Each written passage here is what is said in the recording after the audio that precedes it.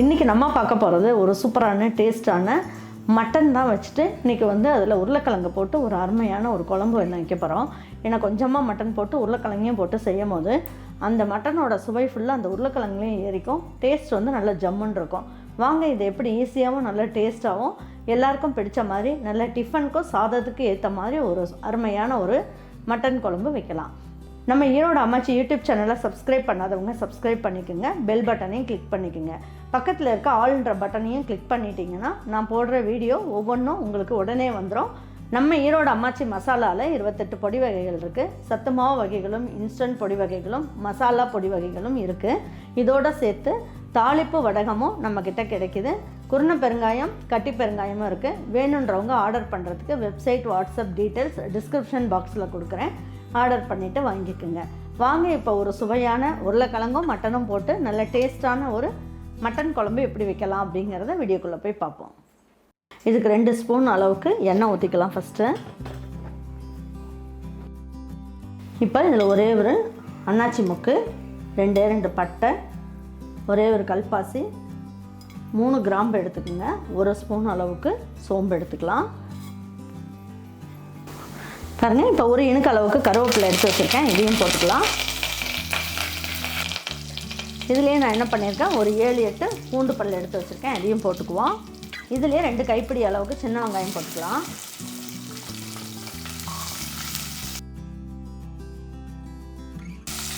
இதுலேயே கொஞ்சமாக கொத்தமல்லி இலையும் போட்டுக்குவோம்.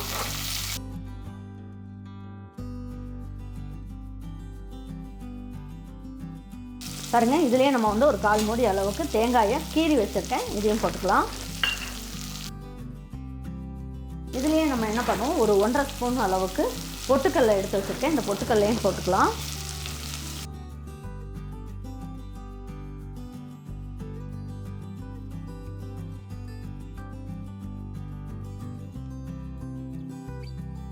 பாருங்கள், இதுலேயே 1 ஸ்பூன் அளவுக்கு மல்லித்தூள் சேர்த்துக்கலாம்.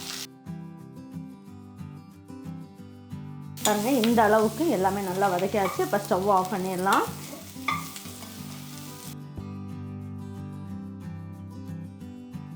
இப்போ இதை எடுத்து ஒரு மிக்சிக்கு மாற்றிக்கலாம்.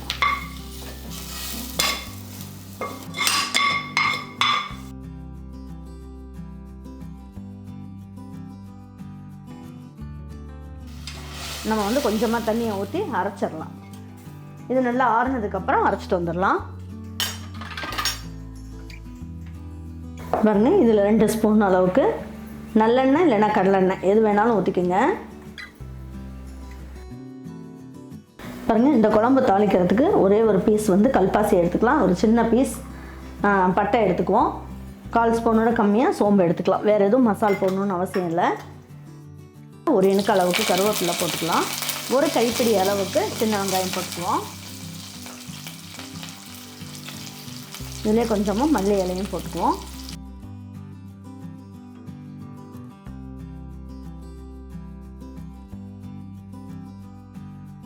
பாருங்கள், இந்த குழம்புக்கு தேவையான அளவுக்கு உப்பையும் இந்த ஸ்டேஜ்லேயே போட்டுடலாம். 1/4 சிட்டிகை அளவுக்கு மஞ்சள் தூள்,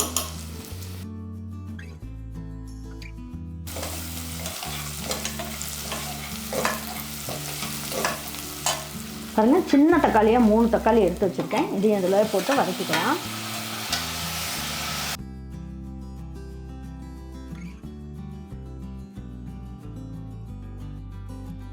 பாருங்கள், இதுலேயே 1 ஸ்பூன் அளவுக்கு இஞ்சி பூண்டு பேஸ்ட் எடுத்து வச்சுருக்கேன். இதையும் போட்டு இதிலே வதக்கிக்கலாம்.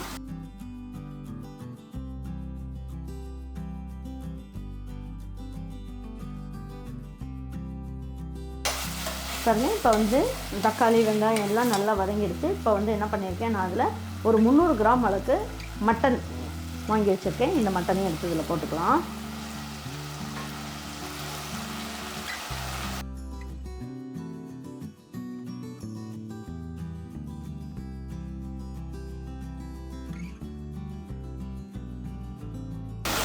பாருங்க, இப்போ வந்து நம்ம இது சட்னி கரண்டியில் 1.5 கரண்டி அளவுக்கு குழம்பு மிளகாய் தூள் சேர்த்துக்கலாம்.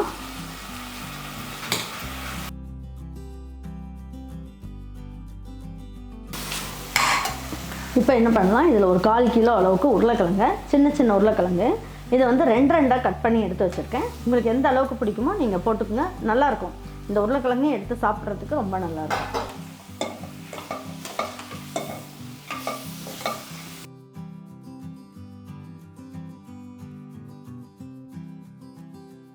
இப்போ கொஞ்சமாக தண்ணி மட்டும் ஊற்றிக்கலாம்.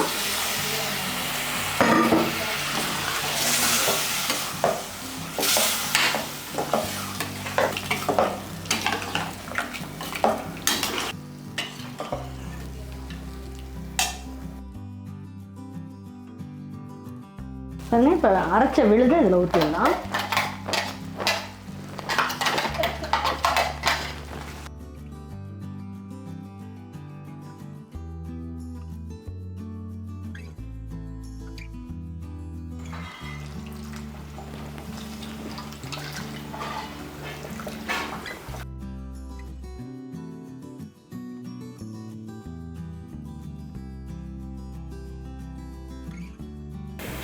இந்த அளவுக்கு தண்ணி ஊற்றினா போதும்.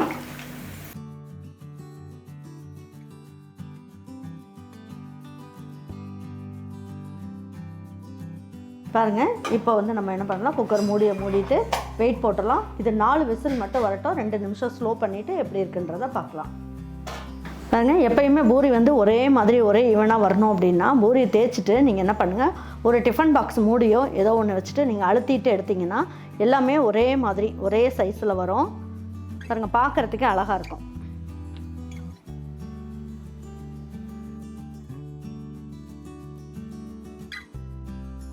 இப்போ ஒரு பூரியாக போட்டு எடுத்துடலாம்.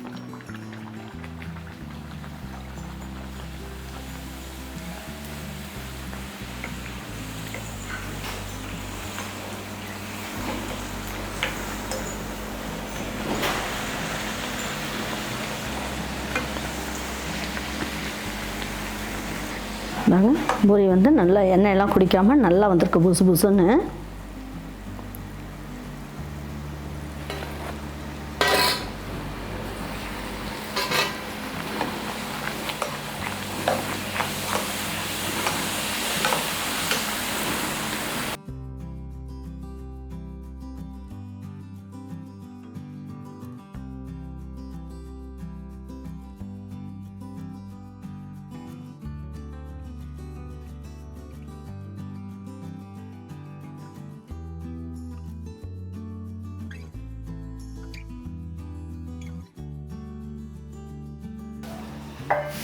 பாருங்கள், ஸ்டீம்லாம் போயிடுச்சு.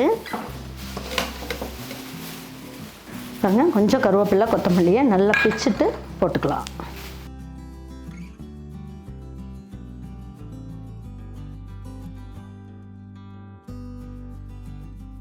உருளைக்கிழங்கெல்லாம் வந்து நமக்கு கரைஞ்சிருமோ அப்படின்ற ஒரு பயம் இருந்துகிட்டே தான் இருந்திருக்கும். ஆனால் எனக்கும் அந்த ஒரு பயம் இருக்கும் எப்பயுமே.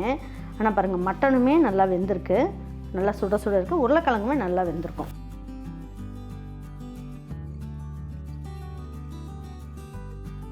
உருளைக்கிழங்குகளும் கரையாமல் நல்லா வந்திருக்கு. வாங்க இப்போ எடுத்து வச்சு பரிமாறிக்கலாம்.